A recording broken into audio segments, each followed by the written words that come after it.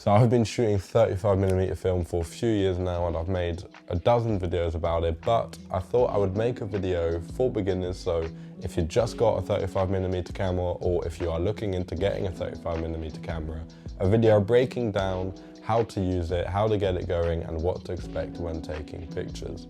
So before we get into it, you do have to understand that if you are used to shooting digital, it is obviously very different and there's a few aspects that you do have to keep in mind and what you could say drawbacks compared to shooting digital, but this is all just part of the experience on shooting film. A lot of these cameras were made 40, 50 years ago, so they obviously don't have all the tech that makes taking pictures so easy and accessible today, but that is all the charm in taking film. And if you want to get that nostalgic look or just enjoy the beauty of shooting film, these are setbacks that you are just going to have to endure. But now let's actually get into the photography aspect. And the first thing, which is obviously very important, are the cameras themselves. Now, 35mm cameras come in all shapes and sizes and were made for decades throughout the 20th century. So you have got a lot of choice. And the other thing to bear in mind is that these cameras were built to last. They're built like tanks most of the time, and they were also built in their millions. So you have got a lot to choose from, and most of the time they will be very reliable and still work.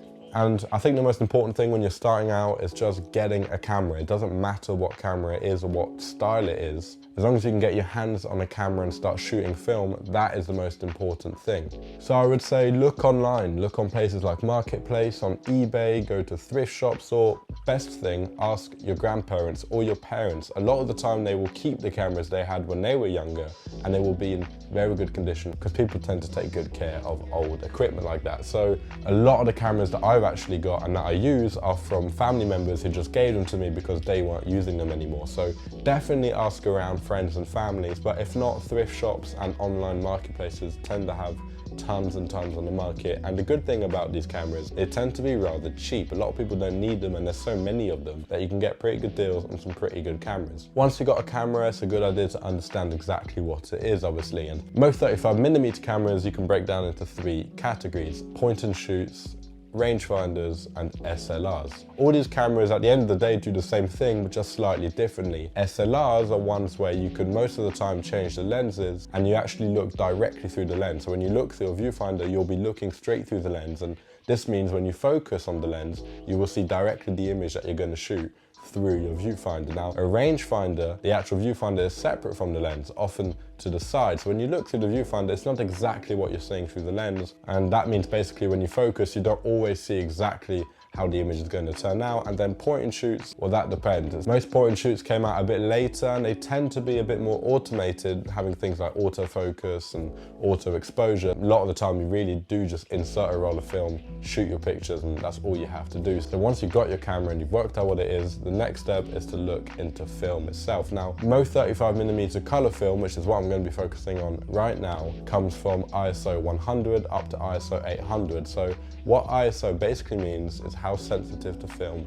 is to light. So a film that's 100 ISO will be less sensitive than a film that's 800 ISO, meaning that if you're wanting to shoot in low light situations, it's better to go for an ISO that's a bit higher, something like 400 or 800 ISO. And if you're shooting during a very bright day like today, it's better to lower your ISO slightly. It's a good idea just over some time to buy a few different films, different ISOs, and get used to them and then picking your favorite. A good one that I always recommend is ISO 400. It's sort of between the two and it's the most versatile film, but films like Kodak Gold, which are 200 ISO, are also very popular. So just try around different films and find the one that works best for you. Now you've got the two most important physical items out of the way, it's a good thing to break down exactly how your camera works. Now I'm not going to break everything down too technically in this video. I personally have made a few videos on how different cameras work a bit more technically, and there's hundreds of videos online about each separate camera or just how cameras work generally, and I definitely recommend looking at those. However, a few important things that you need to know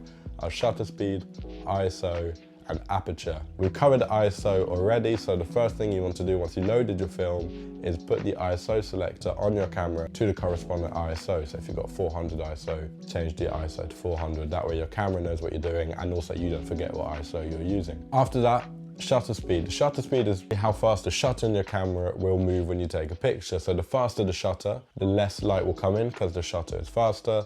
The slower, more light will come in because the shutter is opening less quickly more light can come in and hit the film. So once you get that down, you can start using your aperture. Sort of works in a similar way. The lower the aperture, bigger the iris and the lens will be open, and that means more light will come in. So something like f1.8 is wide open, so a lot of light will come in. And then something like f16, the iris will be a lot more closed, so less light will get in. This obviously depends on your lighting situation, and this also affects the depth of field. Once you've understood the technical part of 35mm film, it's a good idea to go out and shoot. And I always say to people, your first, I don't know how many rolls, won't be that good. So don't get disheartened when you get your first rolls back and they just don't look very good, whether that's under or overexposed, if the focusing's not perfect.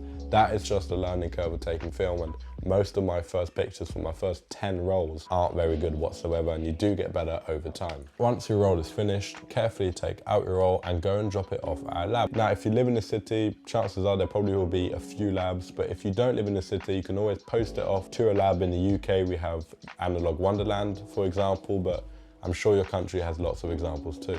I also thought I'd share a few tips, things that I wish I learned before starting film photography. The first one is always overexpose if you're unsure about the exposure settings. It's much better to overexpose, even if you think that the image might be way too blown out. It's far better having that than a massively underexposed picture, which I've had a few times. And a picture that's underexposed with film, it's really hard to get those details back, especially in the shadows. So always overexpose if you're unsure. And overexposing by a stop or two most of the time won't hurt, to be honest. Second of all is get the Sunny 16 rule down. If you're unsure what it is, I definitely recommend looking up online or watching some videos about it, but the basic idea is that if you're outside and you're unsure how to expose your image, set your shutter speed closest to where your ISO is. So if you got, let's say, ISO 400 film, you'd put it at 500th of a second, and then put your aperture at f16 if it's very sunny, f11 if it's slightly overcast, f8 if it's overcast, f5 if it's cloudy, then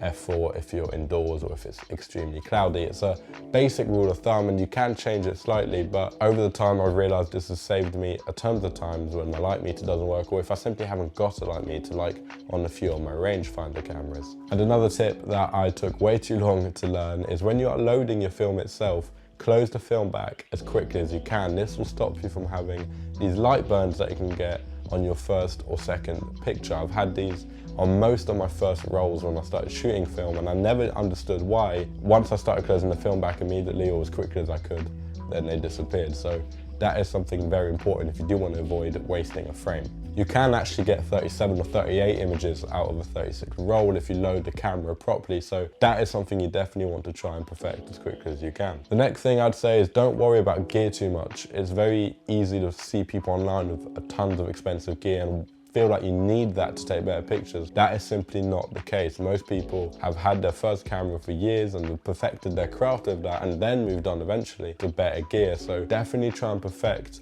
your pictures as much as you can with whatever gear you have. Having gear that might be a bit cheap or maybe it hasn't got a lot of settings, although it's limiting, will actually push you and push your creativity, and you definitely will get better pictures from that. But at the end of the day, as complicated as taking film photos can seem, it's actually really fun and very easy once you get the hang of it, so don't stress yourself out too much. Get your camera, go outside and go and take as many pictures as you can.